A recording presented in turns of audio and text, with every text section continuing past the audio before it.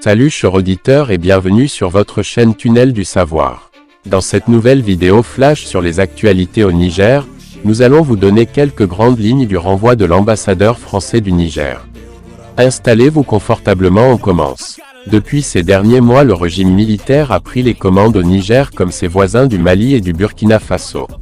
Ce régime militaire qui a pris le pouvoir a donné ce vendredi 25 août 48 heures à l'ambassadeur de France pour quitter le pays. Une autre goutte d'eau prête à déborder le vase. La situation se tend de nouveau.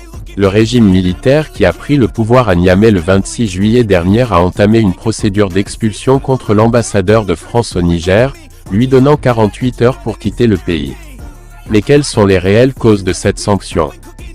Comme véritable cause de son renvoi, on peut lire sur plusieurs sites web de bonnes sources le refus de l'ambassadeur Sylvain Itte de la France à Niamey de répondre à l'invitation du ministère pour un entretien vendredi, et d'autres agissements du gouvernement français contraires aux intérêts du Niger. Les autorités ont décidé de retirer leur agrément à M. Sylvain Itte et de lui demander de quitter le territoire nigérien sous 48 heures, des détails très bien précisés dans le communiqué.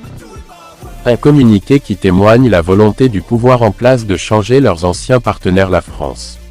Cette décision suit une série de déclarations et manifestations hostiles à la France depuis que l'armée nigérienne a renversé le 26 juillet le président élu Mohamed Bazoum, toujours détenu depuis avec une partie de sa famille.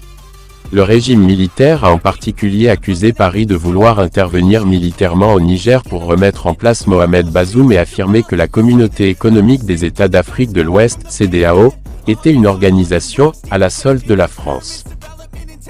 En somme, la junte donne 48 heures à l'ambassadeur français pour quitter le pays. Les choses ont très vite changé depuis le vent des coups d'État réussis du Mali au Niger en passant par le Burkina Faso. Mais qu'est-ce qui peut bien pousser les pays occidentaux comme la France à se battre pour avoir une base au Sahel où on rencontre des pays pauvres comme le Niger? Donnez-nous vos avis en commentaire et surtout n'oubliez pas de lâcher un j'aime pour la vidéo et de partager au max avec vos amis. Prenez bien soin de vous et à bientôt pour une autre vidéo.